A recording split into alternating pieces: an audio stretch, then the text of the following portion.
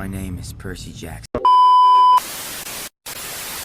Don't know what to say anymore. All I want us to do is be able to admit out loud, just as a book community, that Alchemized, The Irresistible Urge to Fall for Your Enemy, and Rose in Chains are Harry Potter fan fiction. Could we just start? There was a JK Rowling thing we wanted to talk about, right? Oh, the fandom thing. Or fan fiction thing. Yeah.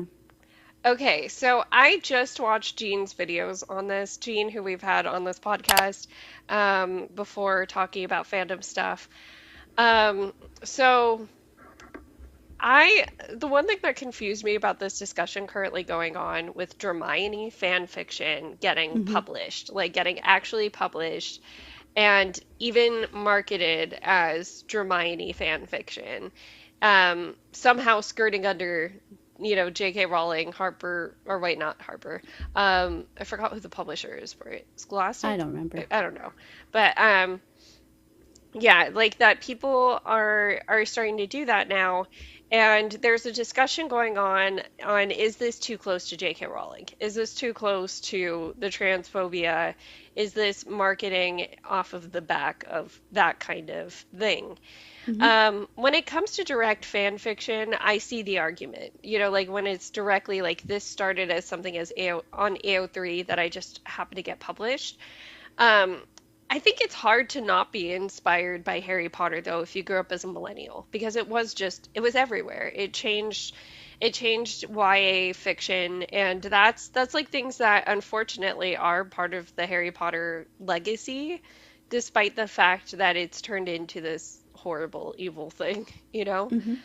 Mm-hmm. So yeah, I got confused on the discussion because I had to make the delineation in my own mind of, okay, the reason this is bad is because we're talking about specifically fan fiction that gets published. Yes. So one thing with fan works, like Mhm, fan fiction is one, but there's also like fan art. There is audio mhm, dramas where people basically do podcast kind of style audio dramas that are like scripted stories and things like that. There's a lot of other things I'm not remembering right now, but mhm. um, they're all like fan created things are always meant to be free, Yeah. and they're always because that's part of like what it is of the like the fun of fandom is that you're sharing something that you really love and you're doing it all for free because you just love it so much that you just want to share it with other people who feel the same way about you. Like people don't critique like fan fiction in the same way that they would anything else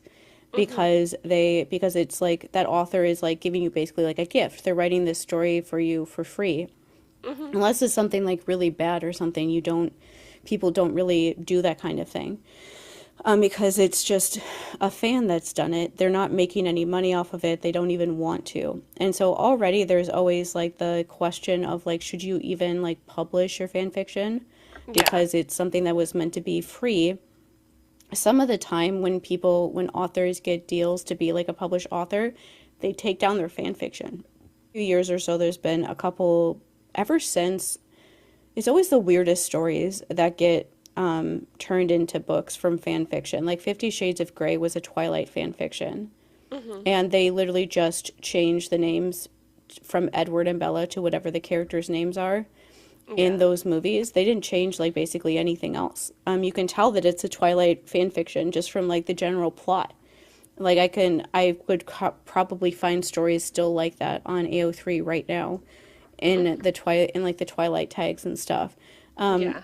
And like we mentioned Allie Hazelwood when she got attacked by Hunger Games people, but her books are just repurposed Rey and Kylo fan fictions, and it's very easy to tell that they are fan fiction if you know about fan fiction because they have like a certain style of Mhm. writing and things like that that fit with fan fiction. And so that's part of what is so weird also when fan fiction gets like adapted and published because they have to kind of rewrite the story beyond like changing the names.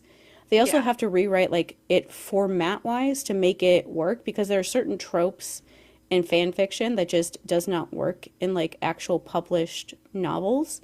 Mhm. And so there always is like a thing of like the thing that makes this story so good is that it is a fan fiction. And so turning it into like a published work too is always kind of strange. It never is as good as Yeah. the original fan fiction was, because you're like changing what you intended it to be.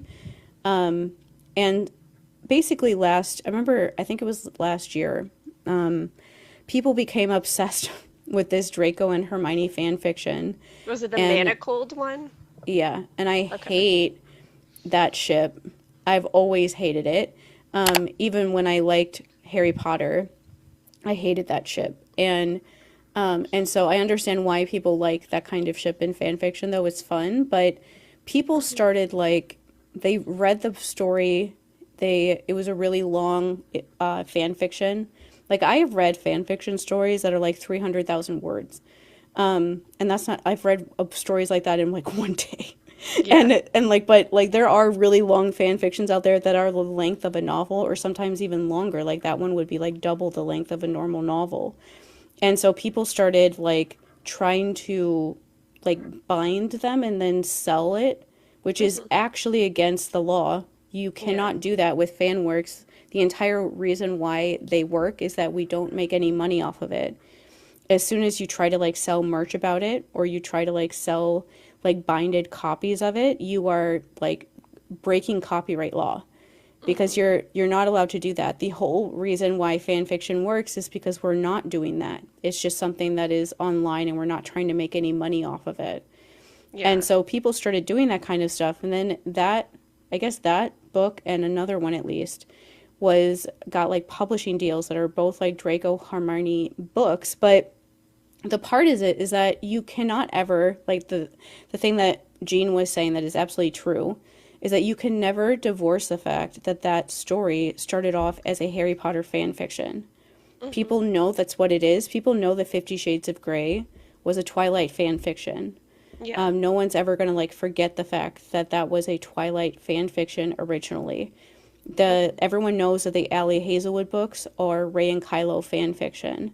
There's other books that are out there that are published that people speculate are like fan fiction from a certain fandom because it reminds people so much of like the tropes and stuff with like Hmm. the different ships and things like that that happen. Like it's hard to describe if you've never read fan fiction a lot before, but every kind of fandom and like couple or whatever in that fandom, there's like certain just like themes or just like things or phrases or things that just like come up a lot Yeah. in those stories. It's not nobody like does it on purpose, but it's like you read a bunch of stories where they like say this same thing or do this same thing. And so you just put them it ends always ends up being in a lot of those stories in that way. And so people just notice those things sometimes in other like published works too, but they just haven't figured out who it is. I know there's ones that I'm forgetting, but overall, when it comes to like Harry Potter, Hmm. you cannot. The authors recently did an interview about this because the books are about to be, at least one of them, but I think both of them are about to be published very soon. And Yeah. so people are starting to talk about like you're giving JK Rowling money because the way that this has always been marketed is that this is a Harry Potter fan fiction. That is Hmm. what everyone knows about it. That's the only reason why anybody even knows about these books being published at all and would ever want to read them. Is Yeah. because they knew that they're originally a Draco and Hermione fan fiction, and they want to see what the published version with them changing things around a little bit would be like. If nobody knew that this was a Harry Potter fan fiction, nobody would care about Yeah. your book. You wouldn't have a publishing deal, you wouldn't have anything. And so you are making money and helping JK Rowling's like brand Hmm. and everything still be out there in a positive way. You are doing that when you're doing that. And so the Yeah. authors are like not wanting to talk about that or like trying to like toe the line of being like, oh, we're not transphobic, but also like, these stories are here for us to play in our sandbox and you can't do this and this and this. And it's like, yeah, when you're not making money off of it, Yeah. like none of that matters anymore. When you signed a publishing deal, you knew when you signed that publishing deal that you were signed a deal to publish your Harry Potter fan fiction and that everyone was always going to know that that was a Harry Potter fan fiction that you were putting out. You Yeah. can't like now backtrack that and act like you're not supporting her when you are. You are giving her positive press. This is the Yeah. only positive press that she's had in like a decade. But you're essentially giving it to her because now people are talking about Harry Potter fan fiction in a positive light. And they're going to look up other fan fiction stories about Harry Potter and just think about it in a positive way and try to divorce. You cannot divorce it from JK Rowling.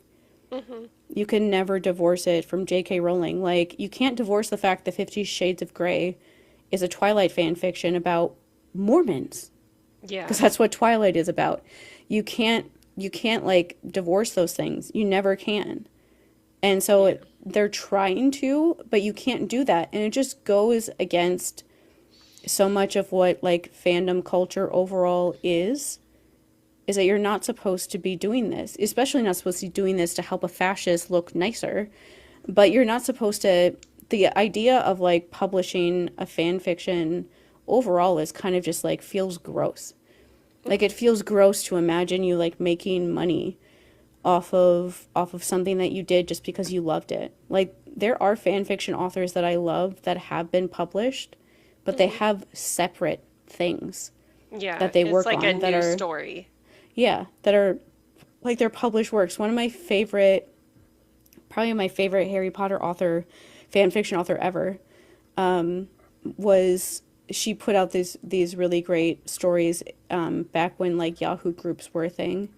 Ironically, the author that was not Cassandra Clare at the time, her stories were way better than Cassandra Clare's. That's so Yeah. weird that that happened that way. But either way, like, actually, Cassandra Clare's a good example. She, stole her story, I'm sure, from somebody else because that's what she does with anything that she pretends to write. But whatever she stole the Mortal Instruments from, she put out those books while she was writing badly written Harry Potter fan fiction, and Hmm. that she stole from other books. She like literally copy and pasted an entire chapter of like obscure novels that she thought nobody would know and just changed the names to the Harry Potter characters. And otherwise, the entire chapter was the exact same from these books. People just realized that she was plagiarizing and started and just put her stories into like a like something that tested for plagiarizing and found that basically everything she wrote was stolen from different books in different places. But either way, like, she got published for different stories that were not her Harry Potter fan fiction. Yeah. The author that I'm thinking of, she wrote these really well done fan fiction stories while also working as on like her own published works as like a published author, and she did put out a couple books on her own that were completely different from her Hmm. Harry Potter stuff, but she was doing like those separate things at the same time. A Hmm. lot of like writing fan fiction overall is a good way to like learn how to be a writer. Yeah. Like, if Rick wasn't like published so long ago, and like he probably wrote fan fiction when he was like learning how to be a writer when he was younger, and like his stories about Greek mythology are basically Greek mythology fan fiction. Hmm. But either way, like, it's generally like really good advice to write fan fiction because it helps you learn how to be a good writer and figure out like plots and character development and all these sort of things, so that you one day can try to work on your own published work with your own characters that Yeah.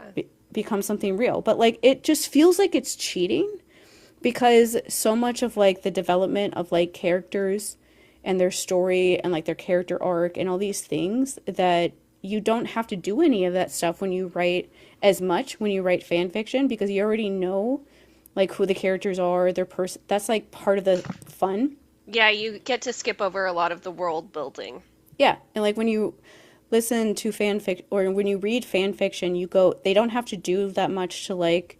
One of the things that's always interesting about published fan fiction is that people usually don't like the books that are published fan fiction, and there's always people that read fan fiction that are like, why did these books get published when I've read so many other stories that are so good? And Hmm. it's because there are certain things with fan fiction that you just know. Like, when you go into a fan fiction story, you know who the characters are already. And so Yeah. they don't have to like work too hard to like to like introduce like their personalities and like their backgrounds and just like the things that make them their own person because you already know these people. And so you already have an idea of who they are and what they want to be and all that kind of stuff. But like if you take them out of that world where you already know those things about them and make them into a published work, then that just means that you have characters that like just end up getting in relationships, but you don't know why because you don't know them anymore. You don't know like their personality or why they would like each other or what makes them get along or things like that in the way that you do in fan fiction because it's already introduced that way to you. And so Yeah. to me, it just feels like cheating to like take a fan fiction that you wrote and then turn it into a published work somehow because all of the hard work, like JK Rowling basically did all of that for you. People know who Draco and Hermione are already, and they know who those characters are. You don't have to like make them interesting because people already find them interesting from reading Harry Potter already. Yeah. And people going, nobody is going to buy that book and not know that it was a Harry Potter or Draco Hermione fan fiction. And so everyone's going to be going into it to compare it to the fan fiction version.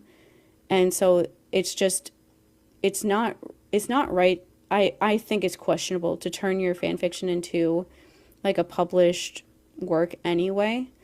But it's especially super questionable when it's JK Rowling. And the reason why this situation became like a whole thing online is that the authors involved just like refuse to talk about it. Yeah. And it's just one of those things of like, if you're going to accept a publishing deal to publish your Harry Potter fan fiction in this way, and they're going to use Harry Potter to promote it and everything, people are going to ask you about it. Meanwhile, like the cover, it's girl with brunette hair, boy with icy blonde bleached hair. And Yeah. like there's no like Draco's iconic for the fucking bleached out hair, you know? Yeah. And like that's how like fan fiction is, like, or published fan fiction is. Like the Allie Hazelwood books, especially her first book, Love Hypothesis, that is Kylo and Rey. The characters on the cover look like them. And so it's like they do that on purpose so that because they're trying to use it as marketing to get you to buy her book. The only reason anyone ever bought or tried her books out like the way that they did is because they knew it was Reylo fan fiction. Yeah. And people wanted to know what Reylo fan fiction was going to be adapted into like a romance series. But it's like you're using all of that stuff. And so if you're going to use all of that stuff, you're going to have to like explain how you got there and like why you thought that this was okay. But it's overall just a lot of like fandom culture things are getting like really weird lately. Yeah. Like people like selling binded copies of fan fiction stories they love and trying to sell them online, and people Yeah. keep telling them like, You're not even if supposed you to do don't this. get in Yeah. legal trouble, this is just against like what fandom is ever supposed to be. It's just wrong to do that. It's wrong to like leave comments like critiquing fan fiction the way that you would like a actual published work. It's wrong to be accusing people of like creating CSAM when they're actually just writing fan fiction and it's Yeah. like not real people. There's just so many things about fandom culture right now that people are like doing that they would never have done a couple years ago because it was just so against what most of it stands for. Like fandom is this really great thing where people are just, we all love the thing that we love so much that we just want to share about it. Like people like making, like we make our podcast stuff because we just love to talk about this stuff. Yeah. People make like edits and things like that on TikTok and things because they just love to talk about it. People write fan fiction stories because they want to talk about it. Like people write like that damn meme page spent like almost a year of his life, like 6 months at least, traveling around the country to make a YouTube video about the 20th anniversary of Percy Jackson Yeah. and showing like all the locations that they go into in the book. And like people, he might have worked all that time to put that video out and nobody might have watched it. People did watch it, but you don't know. Like you're putting all of this work and effort into something just because you love it.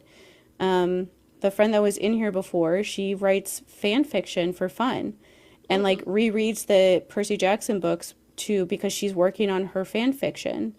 Like because that's what she likes to do for fun. She's doing Yeah. all of that. Like people do like so much research sometimes. Like I know things because I read it about it in a fan fiction. Yeah. Like I know like medical terms and like things like that because I read stories about things like that in a fan fiction.